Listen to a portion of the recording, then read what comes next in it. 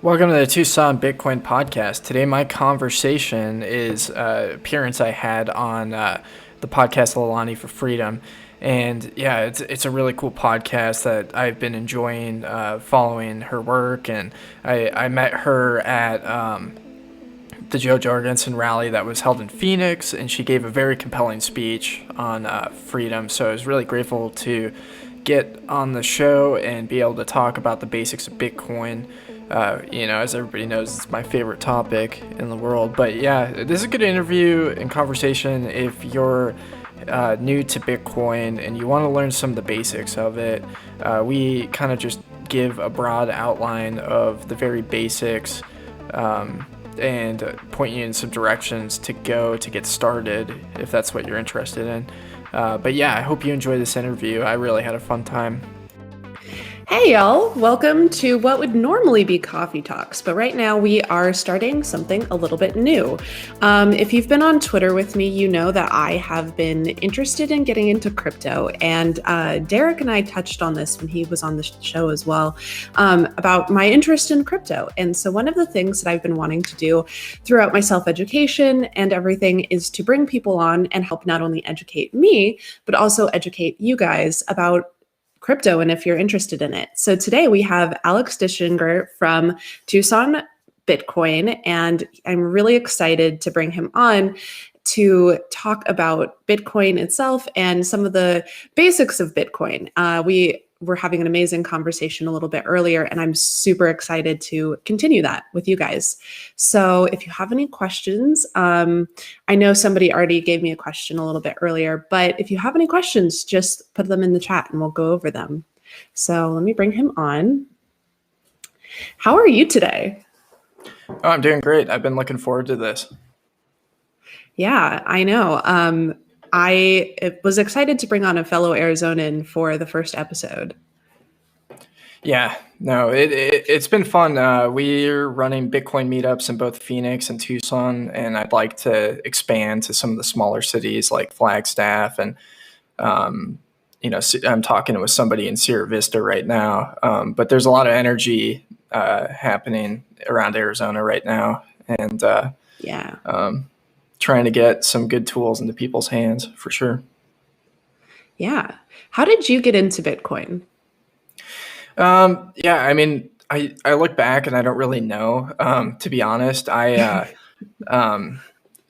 started going through the Dave Ramsey series in like 2016, 2017, getting interested in investing in money, and just kind of quickly fell down the rabbit hole. I found Bitcoin. I did your like typical thing where I open up a Coinbase account and I buy a little bit of this and a little bit of that, not knowing what anything it is. And then I, went on YouTube and tried to, learn about these different things. And I read the book, The Bitcoin Standard, which was pretty life-changing for me because it showed me how money actually influences a lot of the issues that we see in society today. And good money creates stability for society, and bad money creates instability, like we see right now. And I was working in social work at the time, and and studying it in school. And the more and more I learned about Bitcoin, the more I realized that was kind of more of a solution to a lot of the issues I cared about in our society, rather than working in social work, which is, an industry impacted by bad money, with the insurance and the corruption and all the, just awfulness. And it was, I think I see Bitcoin more as like a preventative solution, whereas social work is more of like a 911 emergency solution. So, yeah. One of the things that we were talking about a little bit earlier was gold and Bitcoin, and kind of how we're moving into a digital age with crypto and everything like that. How do you view that situation with the people who oftentimes believe that gold is the standard that we should be striving for? I think it's a lost cause to think that gold will ever be the reserve money again. I think the transition from this crazy fiat system we see today to a gold standard would be absolutely impractical and very destructive at the same time, because everything's propped up on debt, and you need to keep on creating more and more debt to keep things going. And so if we were to just quit cold turkey today and say, no more of this, and we're going back to this, it would be blood in the streets instantaneously, and everything would just go under. So I don't think it's really practical. And then two, with gold, if we were to do something like that, there's no assurances saying that we won't go back and repeat our same mistakes over again. We'd actually probably be more incentivized to do that. So I see Bitcoin as a much more practical solution due to its like inherent scarceness. It has a better stock to flow ratio than gold, and its decentralized nature, where gold you need to rely on banks to hold it, to prop up their paper currencies, because we're not going to go back to using gold coins. I think it's interesting to read writers talking about the concept of doing that, and refer back to the Constitution, because the system that we have is not constitutional in the slightest, but it's just not practical. None of us use or very few of us use cash anymore. The convenience that comes with digital currencies, like we see today, is just absolutely unparalleled.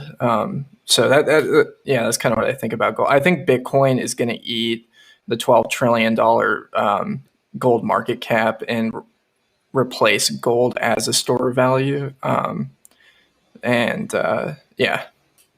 are my thoughts. Yeah.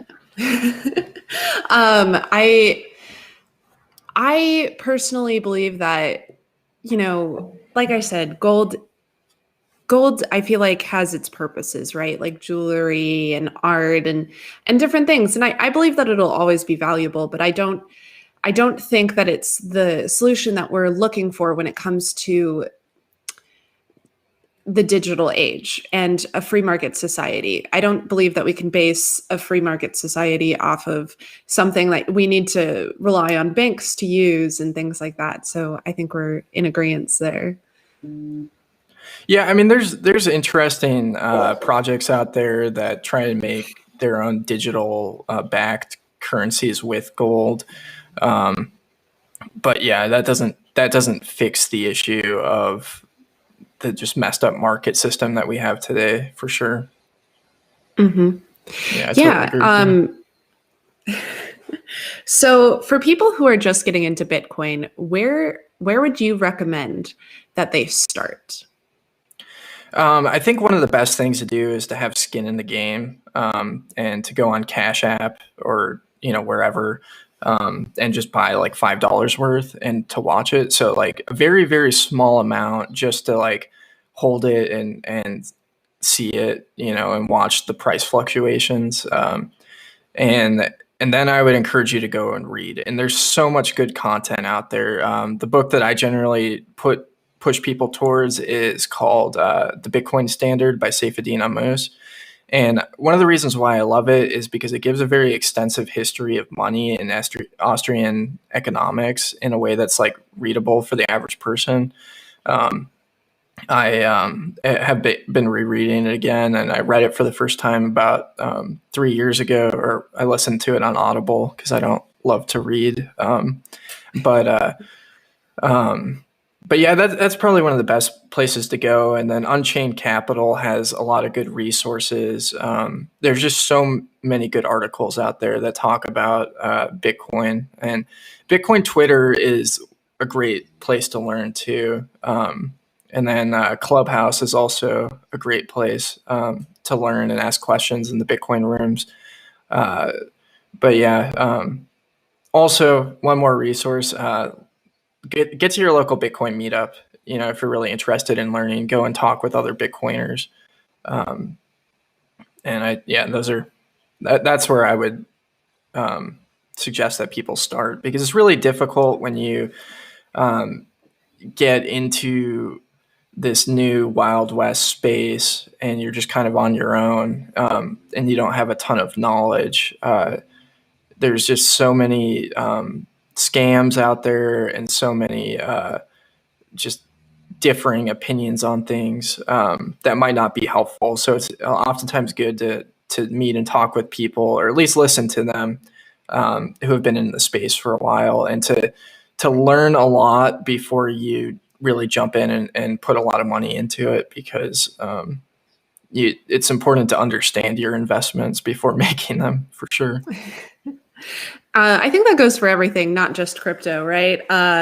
Understanding your investments. And that's kind of why, I like how you said you should get some skin in the game first. I was talking about how I didn't have any crypto when I was talking to my friend Derek about crypto. I was like, I'm starting this thing and I'm learning about it, but I don't have any. And he told me, he was like, just buy a little, it'll be fine. And I purchased my first little bit of Bitcoin and Chainlink right after that. And I was like, I feel kind of proud of myself.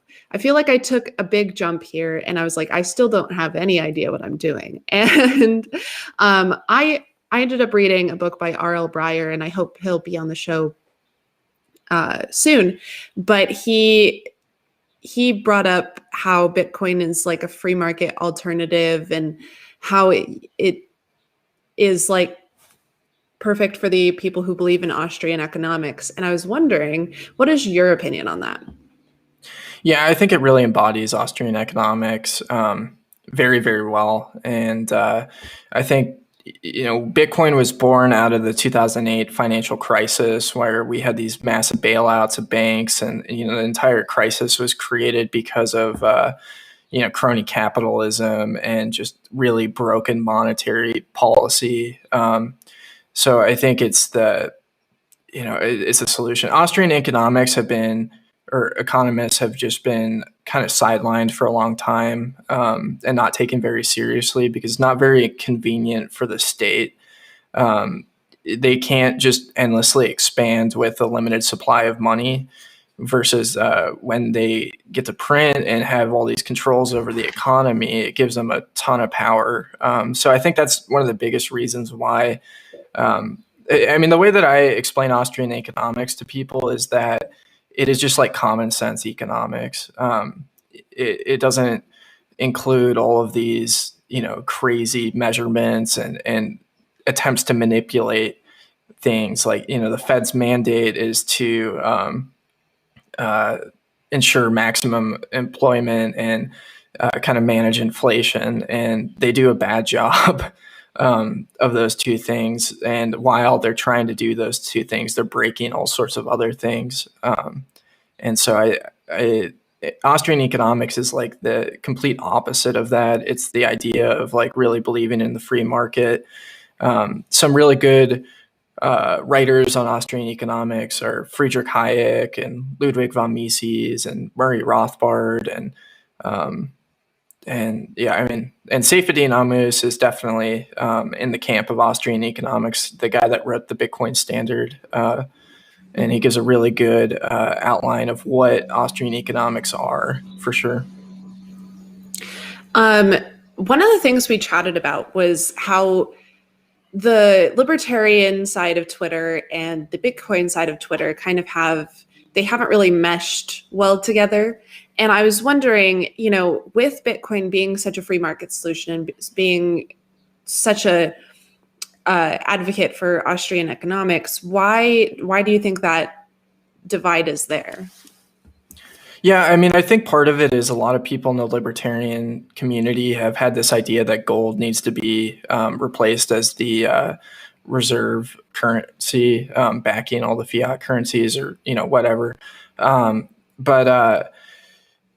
think part of it is the Bitcoin community doesn't really believe in changing things through government. They tend to believe more in changing things through technology and rendering government kind of powerless, or making it obsolete. So I think it's a much different approach to things, for sure. Yeah, no, I've definitely kind of noticed that. there are libertarians who are really interested in getting into crypto, and then there are a bunch of people who don't. They believe in the gold standard and everything, and I've noticed that because some of my posts are either very well liked or very not well liked. Because when I say, adopt crypto, end the Fed, people are like, wait, that's not how you end the Fed, and I'm like, well, I mean, if you render them obsolete, absolutely, that's how you end the Fed. So. I think with my technology background and everything, I feel like Bitcoin and crypto was like the next step in my path. And what do you think to people who say that they can't get into crypto or they don't know how to get into crypto if they don't have any computer science history?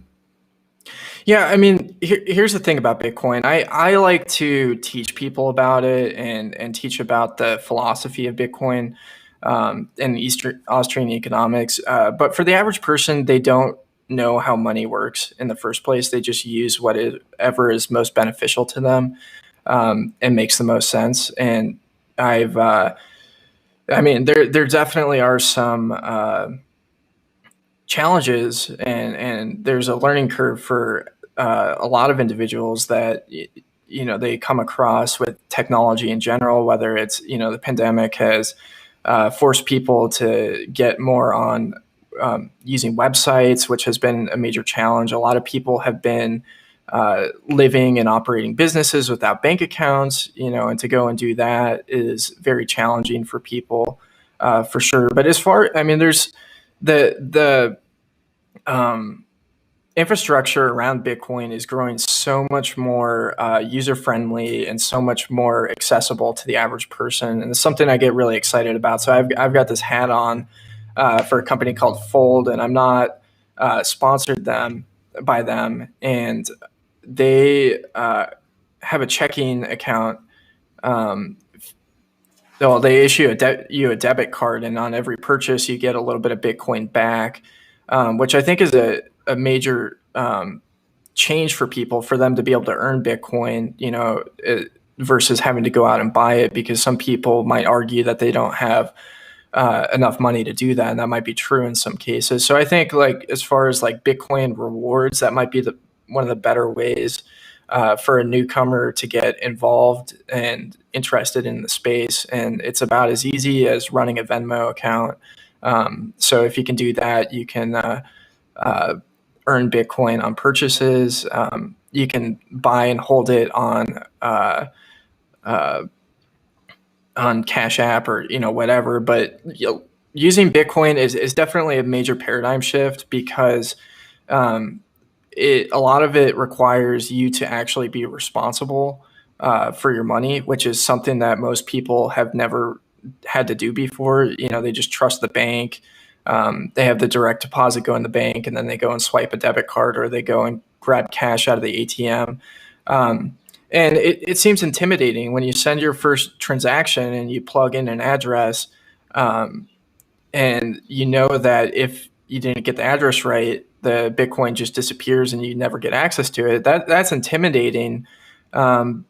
But it's very similar to learning how to drive a car. When you first start driving, it's very intimidating. You go and you do these, start with driving around a parking lot, and then you move to quieter neighborhood streets, and then you get on the busy streets, and then you get on the highway. And it takes practice. And I think same goes with Bitcoin, but the trade-offs are pretty phenomenal in your ability to, maybe for the first time, to be able to hold your own money, or actually own anything.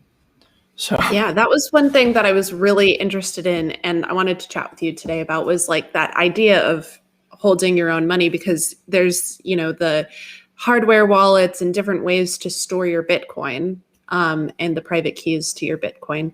And that was the one thing that where I started with all of this was when PayPal was just introducing cryptocurrency on their platform. And I was doing a little bit of research and, some of the reviews of the system. And the one thing that they said was like, you don't actually own this Bitcoin because you don't have the information to it.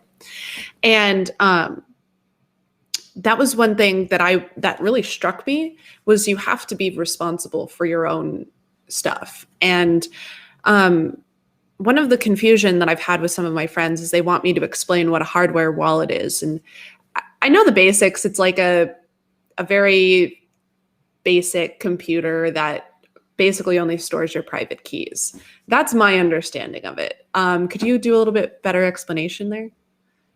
Sure. Yeah. So just to break it down simply, so when you own Bitcoin, you own private keys. So the way it operates is like it's like owning the title to it because it's all existing on this public ledger. And so you can transfer ownership by transferring your private keys to somebody else or sending it to a different wallet address.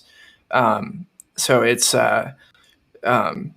I think that idea is kind of confusing to people initially. But yeah, there's different ways to store your Bitcoin, and some are more secure than others.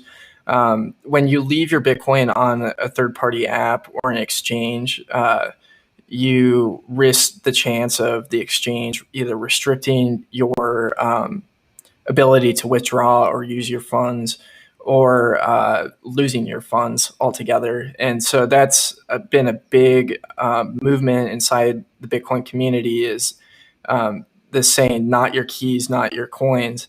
And so hardware wallets are a little bit better way to store it. And what I would say, like if somebody's looking at different ways to custody your Bitcoin, you would only want to buy a hardware wallet if you have a sizable chunk of money, because the one that I typically suggest to people, the Ledger Nano S, it is about $65. I think maybe it ranges somewhere maybe $75, and so you would want to have potentially a few $100s first before you put it on there, versus storing it on an app on your phone or just leaving it on the exchange.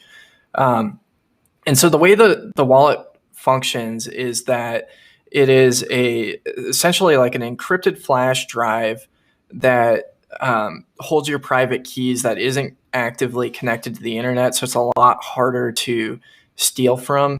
And a lot of people will, point out that it is possible to steal from these different devices, but they would need physical access to it, to be able to steal from it. So that's already one layer of security that is in place. If you can securely store your wallet, it's a lot more secure. And then on top of that, like if you lose it or you break it, you should always have your private keys backed up. And so your wallet, when you create it, it will ask you to or it'll give you 24 words. And so that way that you can load your private keys onto another wallet in the case you lost it or it was destroyed. So that's another layer of security. And you can, one of the popular ways to do it is to put it on steel plates, where you take a little hammer and a chisel or something like that, and you just pound your private key words, your backup words, into that steel plate, and you can bury it or, put it somewhere secure. Probably not as safe, because safes tend to be targeted by home invaders. But that's a little bit of how it works. Yeah.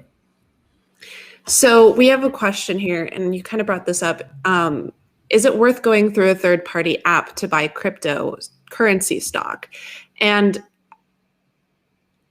I was wondering if maybe like we could dissect that a little bit. So a third-party app, like I know I bought my stuff through Coinbase. I'll be super honest with you. That is something that I've been wondering about, if that's like the best place to buy crypto.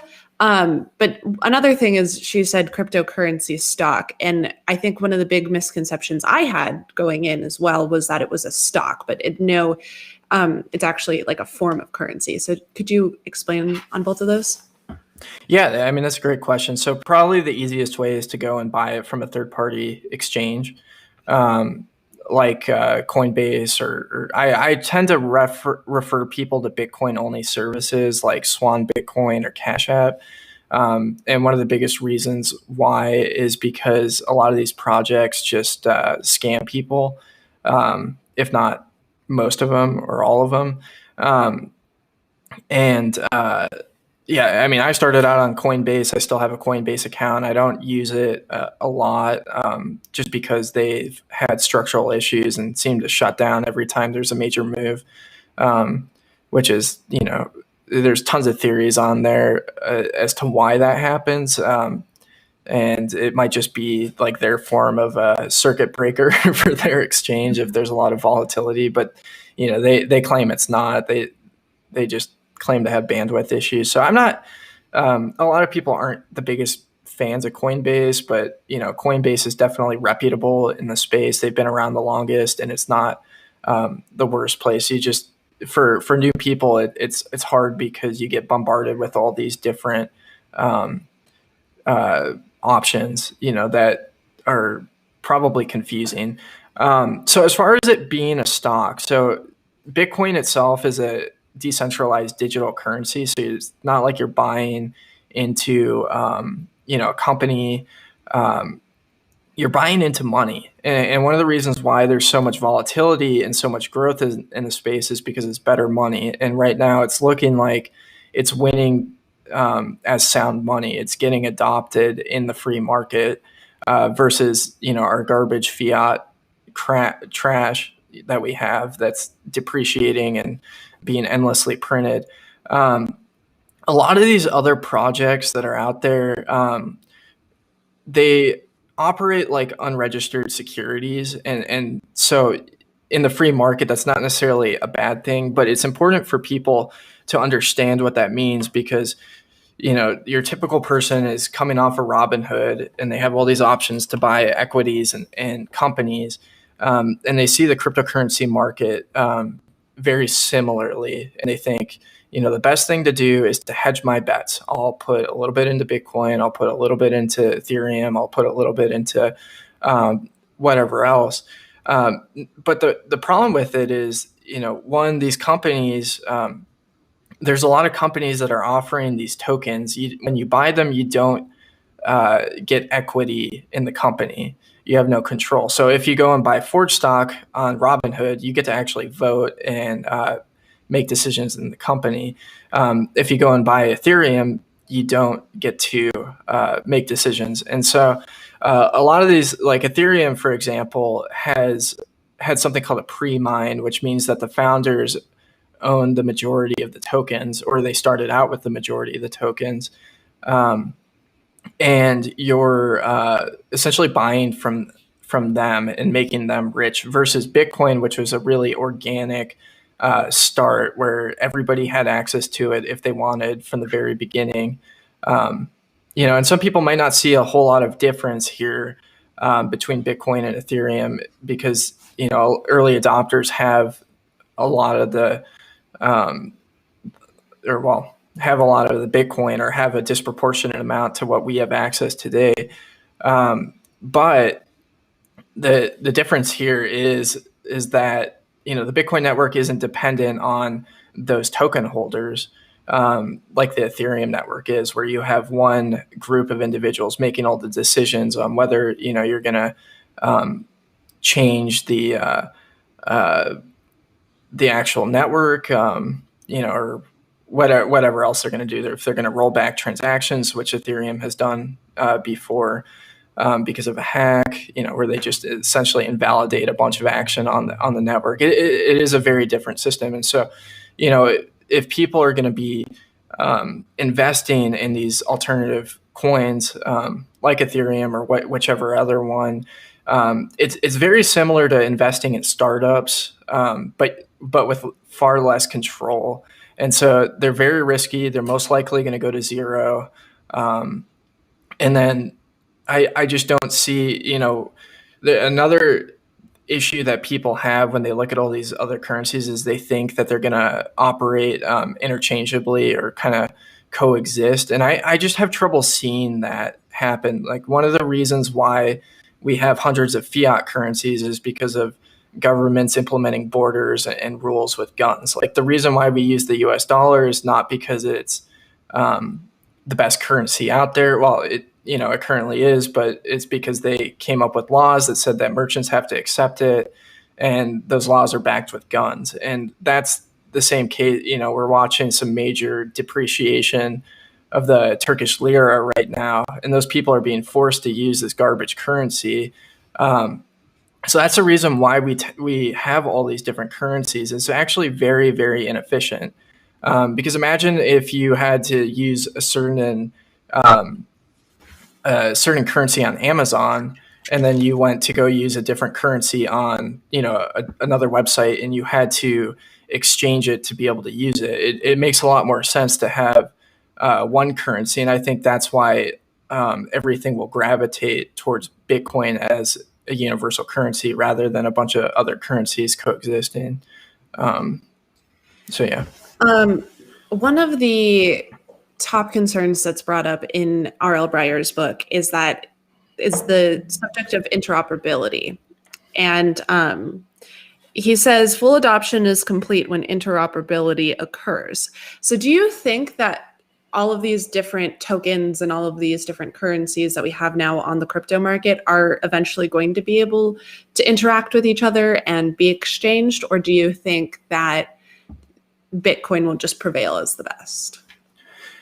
I mean, I think I'm a pretty big believer that Bitcoin will prevail as the ultimate currency. And part of the reason why I believe that is because of the network effect. It's like if you look at cell phones today, it's really the way the network effect works is something becomes a lot more valuable or useful the more that people use it. So, Bitcoin, its main use case and argument right now is a store of value and an investment as a savings mechanism. That you'll probably see that change when the price goes a lot higher than it is right now, and what comes with that is increased stability in the market. So you're not going to be seeing these massive swings and changes in purchasing power because the market is a lot more saturated or is a lot larger. But yeah, I mean, there's all sorts of cool projects that are being built on top of Bitcoin that kind of totally destroy the use cases of these altcoins. So, one service I use is called Sphinx Chat. And so it's a chat, a private chat service using the Bitcoin network. And I have my podcast on there. And so if people want to listen to my podcast, they can stream me small amounts of money in Bitcoin as they listen to it. So it's like 5 Satoshis every minute, which turns out to be, a very, very small amount of money currently. But that's an amazing use case. And there's all sorts of things that are being built out right now on Bitcoin, using both the Lightning Network and Liquid.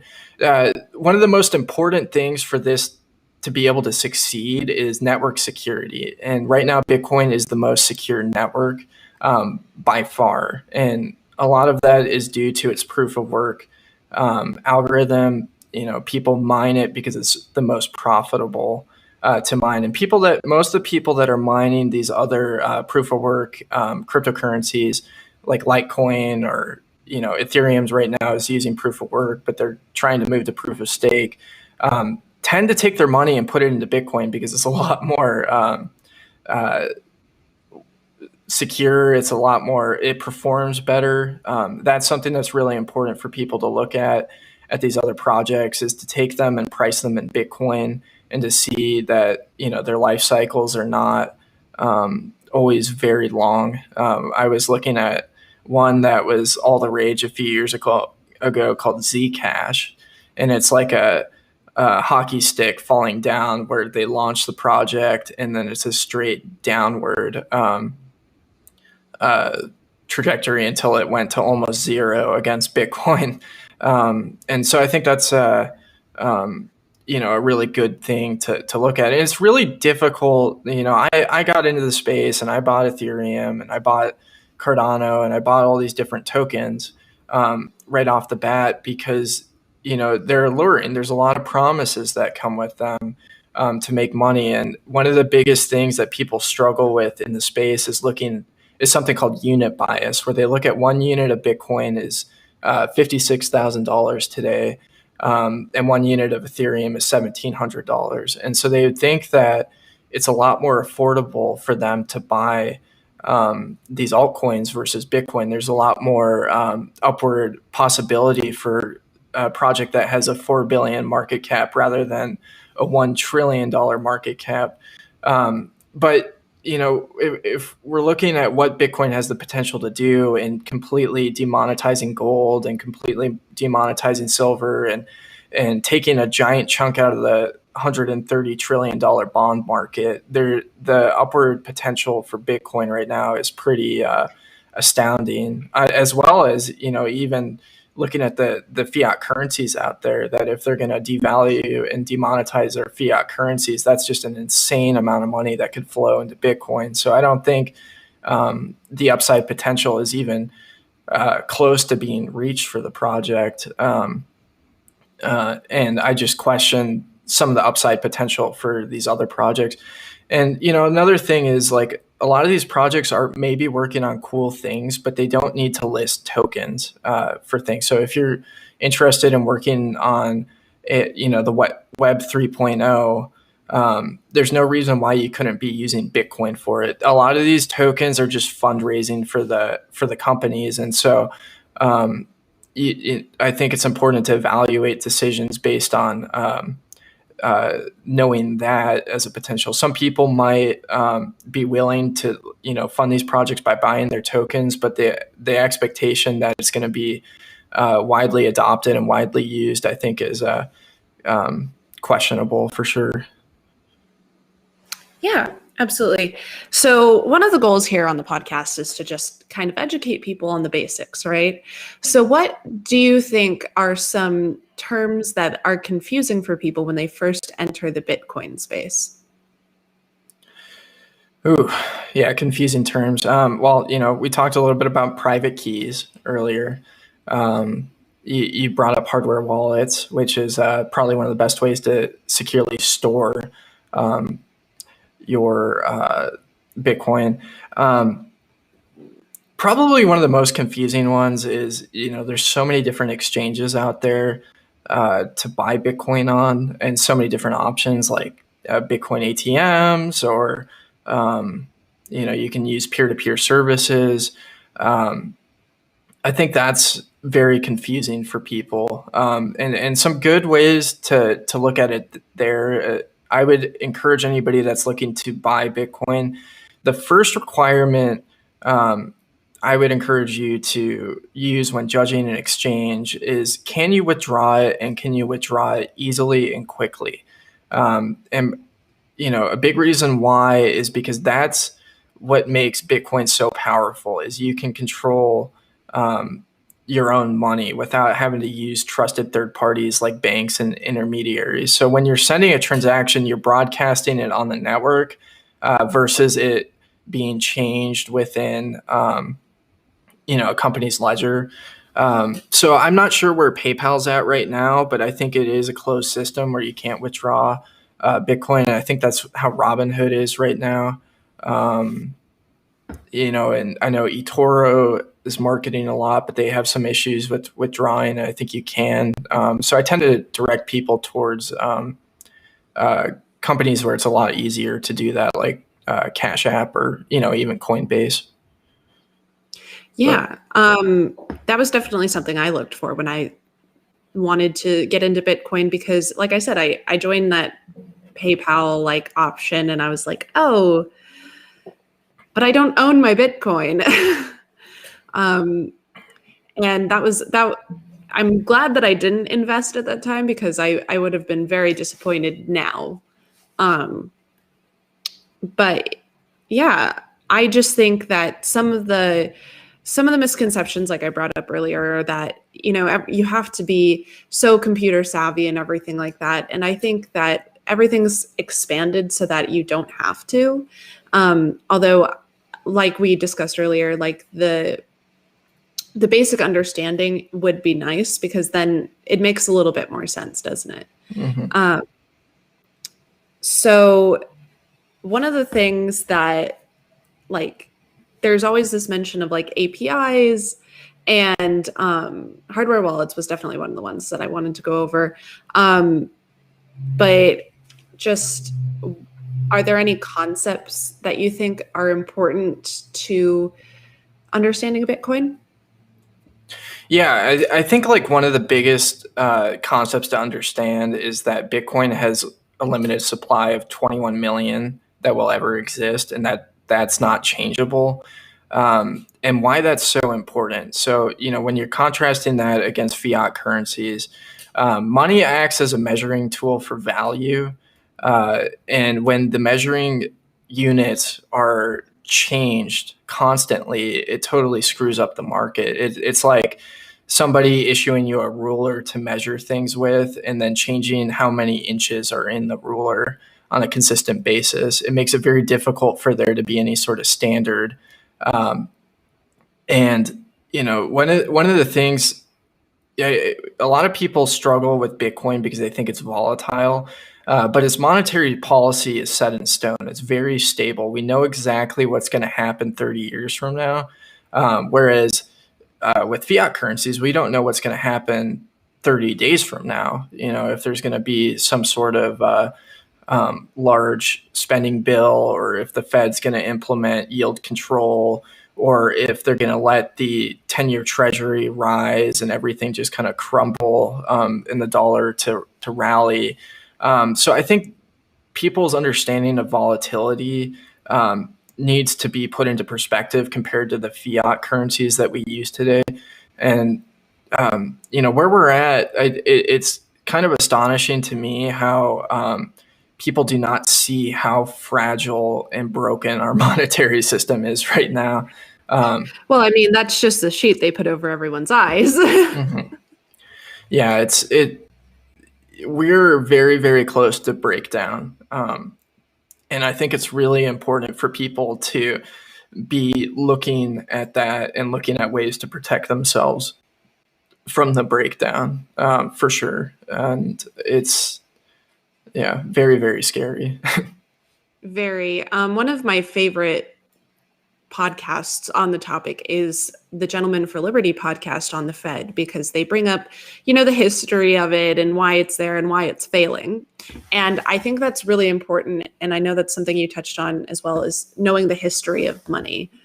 But quickly, one Siri decided she wanted to have a part in this conversation. But we've referenced mining a couple of times, Bitcoin mining. It's something that I definitely don't understand at all. What is Bitcoin mining? Sure. Yeah. So Bitcoin mining is, there's what's called a block subsidy. So we'll have to get into what a blockchain is. So a blockchain is a series of small bits of data that are linked together over time. And so if you're going to run a node, which is just a computer running the Bitcoin protocol, you would have a full copy of the blockchain. So you have access to every single transaction that has ever happened. And that way you can verify that transactions in the future are legitimate or not. The way that mining works is it is actually processing those transactions, and it's competing to process those transactions. So there's a lot of computing power that's dedicated to, essentially hashing these cryptographic problems. And if you solve the problem, then you get a mining subsidy, and then you also get the fees associated with the transactions in that block. And so a block consists of about 1 megabyte worth of data. So there's a limited amount of transactions that can happen within that 10 minutes. They estimated somewhere around 7 transactions a second. And so, people will say that's not scalable, but I'll circle back to that. And so right now, the mining subsidy is 6.25 Bitcoin for every 10 minutes. So these people that are mining it are getting rewarded for it on top of the transaction fees that are associated with the block of all the transactions happening in there. yeah, it's a very competitive industry. It's one of the most fascinating and interesting industries out there because it allows people to essentially monetize energy. Um, if you have excess energy in an area, you can just buy some mining rigs, and I'm not talking for like the average person living in a city like Phoenix or Tucson where the energy is kind of expensive. I'm talking more about like oil companies that have excess energy, that they need to burn off, that'll go to waste, like money, or just a lot of natural gas is just burned because it's waste. And you can take that energy and monetize it as Bitcoin, which is a pretty cool and exciting concept. Or like if you're living near the Hoover Dam, where there's very, very inexpensive energy, and sometimes there's an excess of it that would get wasted because you can only transport it so much, and it's dependent on demand.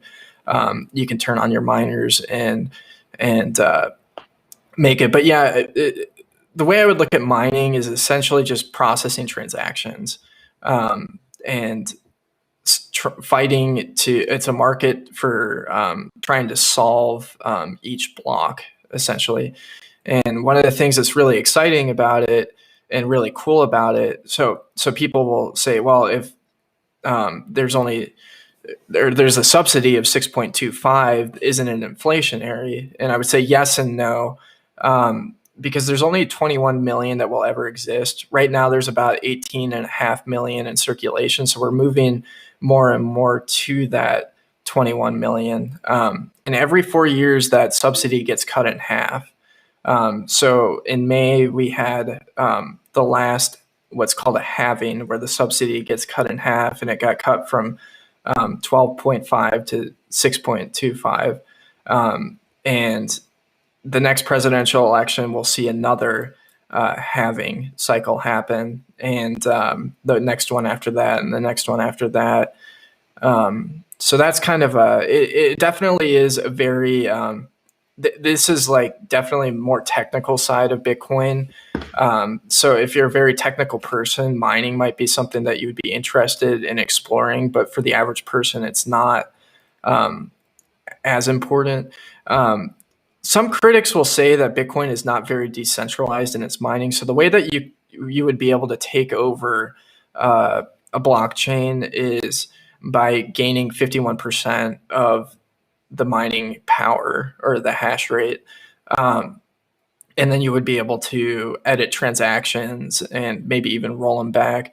Gaining 51% of mining power over the Bitcoin network is very, very difficult because there are different large pools all over the world, and those pools move around dependent on politics or costs of energy. So like a lot of people will say that a lot of the mining power is located in China, which is problematic because of the Communist Party and whatever they can do. But these people are entrepreneurs. They're not your typical people bending the knee, and they will move out of the country and are currently moving out of the country because of bad policies by the government. And that's one of the really beautiful things about Bitcoin is it is government proof in a very large way. And the longer that we continue to, or the currency continues to exist, and the more it gains monetary value, the more there will be demand for mining, the more profitable it will be, and the more people enter the space, and the more decentralized it becomes. So that's something that's pretty exciting about it. And I would encourage anybody that's like hearing that Bitcoin is decentralized. I know there's people in the different space that are talking about their altcoins that will say that periodically. I would just encourage you, to listen to what those critics say, and then go and compare it to what the actual Bitcoin miners say on the topic. And yeah, kind of a long explanation. Absolutely. Oh no, it's absolutely fine. I find this 100% fascinating, but gosh, there's so many things that you could talk about when it comes to crypto, but unfortunately, I'm going to have to sign off now. But I want to thank you for coming, and hopefully, I can have you back because I feel like you explained this in a very easy way. Whereas like I haven't really wrapped my mind around quite everything yet. Like I said, I'm still going through this process of self-education on Bitcoin, right? And so just thank you for being here and thank you for sharing your knowledge. Sure thing. Yeah, it was fun. Yeah, absolutely. Well, I'd like to thank everyone for watching, and we'll have another episode up soon. But next week, we're going back to Coffee Talks. We have Ricky Dale Harrington Jr. joining us, so it'll be nice and fun. Nice. But yeah, thank you again. Sure. Really appreciate it. Yeah, that was a really fun conversation with Leilani, and yeah, appreciated her time and her questions. Bitcoin's a steep learning curve, and it's really difficult, and you want to use it to its full capacity as far as self-custodying it, and eventually down the road learning how to run a node and do all these various things, how to accept it as a business or as a content creator. It's incredible. It just removes the need for the third parties that are creating a lot of issues right now for us by skimming off the top and acting as gatekeepers and censors in our society. So get into it, listen to the podcast, read, and best way to learn is to get to your local Bitcoin meetup, and we've got awesome ones happening all over the country and all over the world, and there's some awesome conferences going on. There's Guns and Bitcoin happening in Austin, April 10th and 11th. There in June, there's Bitcoin Miami, BitBlock Bloom is coming up. There's a Bitcoin conference in April at the University of Texas A&M. There's just so much energy happening right now, and it is time to get really excited about this technology. But yeah, feel free to reach out to me on Twitter. I respond always, and hope you have a good one.